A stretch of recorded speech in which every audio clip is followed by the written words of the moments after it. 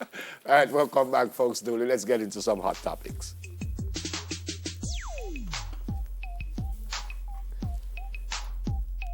Oh, okay, there you go.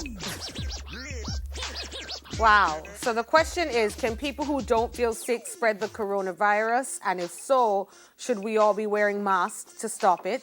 Well, the WHO, the World Health Organization, can't seem to get it straight either.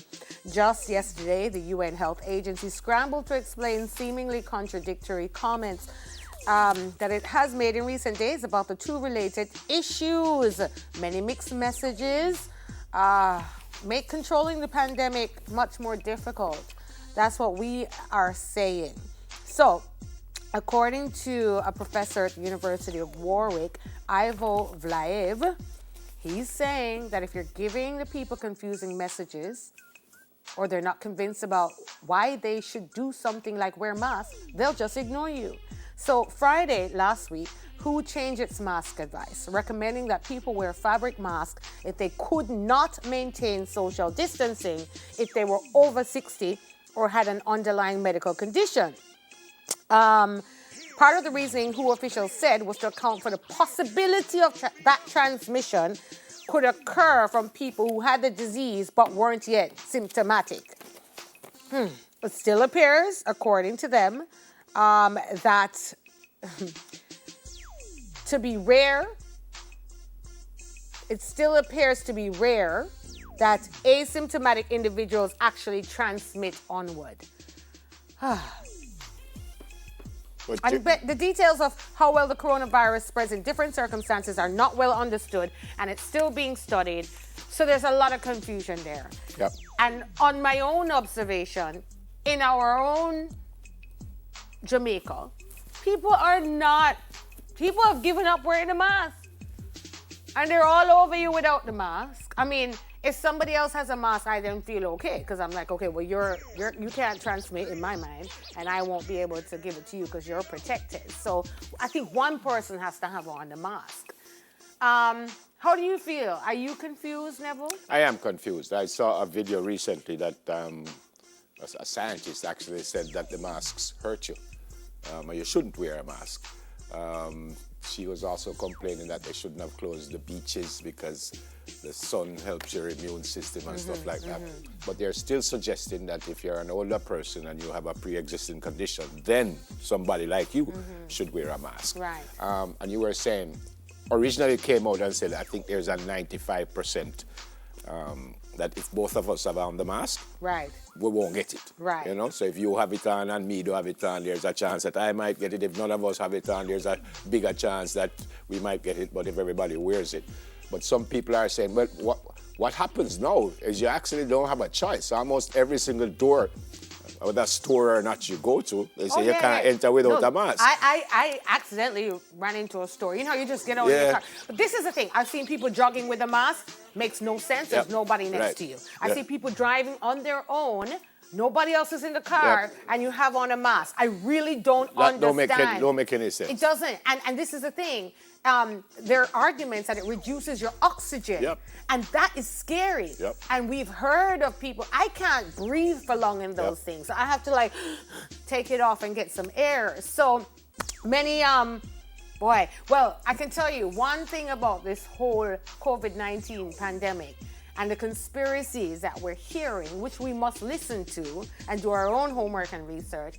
One thing I will never forget during this, a moment when I opened the newspaper and looked at the story of the Tanzanian president who gave the lab, he got the COVID-19 test from overseas, he put a goat sample and gave it a human name, Neville, 64. Sent it back to the lab and it came back positive. This is a true story, people. Read it up. Yep, and the mask, the final thing up from me with the mask. You see the masks that have the vent? Yes. That only protects the person who wears it. Oh, because you're blowing out all that air. Well, if you sneeze, it can come through the vent. Lord have mercy. You understand what I said? In my opinion, it only protects the person who wears it because I don't think it will get in. But if you sneeze, what is the vent for? What is the vent for? So stuff can come out of that vent. I think. I'm not a medical person, but I think that, because and it brought home to me that I went to a supermarket and someone had on that mask with a vent, and the owner of the supermarket got up and gave them another mask to put over the one with the vent. Oh, wow. And I kind of looked around and I said, why would they do that? Have you seen the cost of the surgical masks, the blue ones, the standard ones? Somebody was selling one in a store for $350 each. Yep. Anyway. And here's the thing, you only wear it once. Like, I cannot imagine wearing those things It's the same thing I said about the glove. I'm scared of the people who walk upon them with a glove. Because a glove has been everywhere. But a glove is a one-use item. Yes. So you use it, like if you watch the medical people, they use it and they take it off and fling it away. So when you walk upon them with the glove and you touch here and then you go over this and touch this and you're all over with the same glove, you're in trouble. The next one, you wanted to talk about this one with the mayor. And the car. The mayor of the St. Anne's Bay. Oh, I mentioned earlier, only because I'm excited to talk about getting rid of the Christopher Columbus statue in St. Anne's Bay. That's what I'm excited about. Well, the story is that you have to plug in the car. He said, I acquired the vehicle at my expense because the council was not in a position at the time to give me a vehicle, which is requirement under law. He said that the Porsche aligns with the government's focus on environmentally clean and safer transportation. He says the emission is low. Electric use means great efficiency, running the equivalent of 70 miles per gallon. He said there's nothing illegal. I'm saving the municipal corporation money. At the same time, I'm being eco-friendly. He said aside from motor vehicle upkeep, traveling officers like the mayor are entitled to a gas allowance, which he said he has not been collecting. He said instead he wants to put in a pay-as-you-go meter to charge his car. And the final thing I'll say about is last week, the Chief Executive Officer of the St. Anne Municipal Corporation, Mr. Morris, told Parliament's Public Administration and Appropriations Committee that all costs associated with the installation of the charging station will be recovered. All right, so the charging station costs $80,000. Yep. And what I'm really excited about is that the mayor is facing this public criticism because of the parliamentary committee. That parliamentary committee is very important when we look at governance and accountability in our country, Neville. The Parliament's Public Administration and Appropriations Committee must probe, must ask questions, and if there's no wrongdoing, right, and everything is declared, then we can then deal with that and move on. So the mayor has responded, and we have to get all the facts. He also said that, as you mentioned, that he has not been collecting his entitlement of his gas allowance. And so I wonder what that gas allowance costs, in comparison to the $80,000 for the setup station. But as Jamaicans, we must continue to ask our elected officials questions and hold them accountable. And in my summary, the answers are there. Let's get to the Christopher Columbus and make sure that the $80,000 is recovered if that is a decision of the elected officials and the people of Jamaica, because it's your tax dollars. You have a voice. Speak up. But it seems there's no wrongdoing. It's just accountability and making sure that the T's are crossed, the I's are dotted. But let's go back to my point. Mayor, after you deal with this and answer all the questions to the committee, make us talk about the Christopher Columbus Run with Sir Christopher. Run with Sir Christopher. All right. What do you say, people? What's next? Official funeral for the former Minister of Labour and Social Security, Shahini Robinson. This one kind of close to me. Apparently we are related on my mother's side. So again, condolences to the family. They said it's going to be 3 days of closed casket public viewing in keeping with the wishes of the family. Thursday, that's tomorrow, 10 to 2 at the St. Anne Parish Church in St. Anne's Bay. On Friday, 10 to 2 at the St. John's Anglican Church Hall in Ocherias.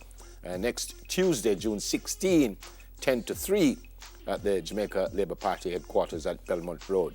Now, there are condolence books in Parliament, members of the House of Representatives and the Senate, at the Office of the Prime Minister for Cabinet Ministers and public officials, and at the Ministry of Labour and Social Security for the ministry staff and the general public. I actually went down and signed that one myself.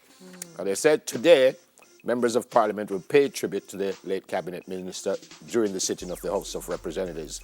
Of course, she represented the constituency of St. Anne North East for 19 years, and she had several positions in government, including Minister of State in the Office of the Prime Minister, with responsible for local government and Minister of State in the Ministry of Transport and Works.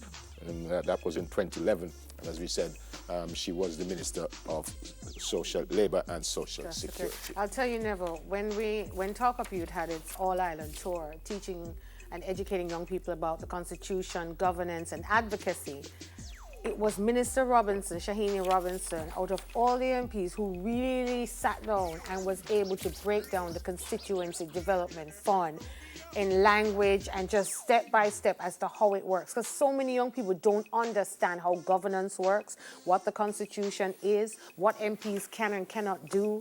And I know that video is out there, and she was very good at delivering that. So I just have to say, young people, if you want to know about the role of an MP and what certain things are for, then check out that video with Shahini Robinson. But to the family, condolences again. It's a hard one. Yep. She was quite young. 66 years very, old. very young. Tough. But, you know, may she rest in peace, sleep in peace, and her memory live. All right. And her family be blessed in the morning. That's it for the hot topics. That's it for the hot topics. Yep, No, you say it. What else is hot? I said from the start. Say it. What else is hot? Empressita. Let me say that again. We had some hot topics. Empressita is very hot. Thank you. Not just hot. So we're going to move next week from hot topics to very hot topics. No, what's hot still to come? How to keep the cool during the summer. And the new normal for schools amidst COVID-19. But first, we head over to the newsroom for News in 5.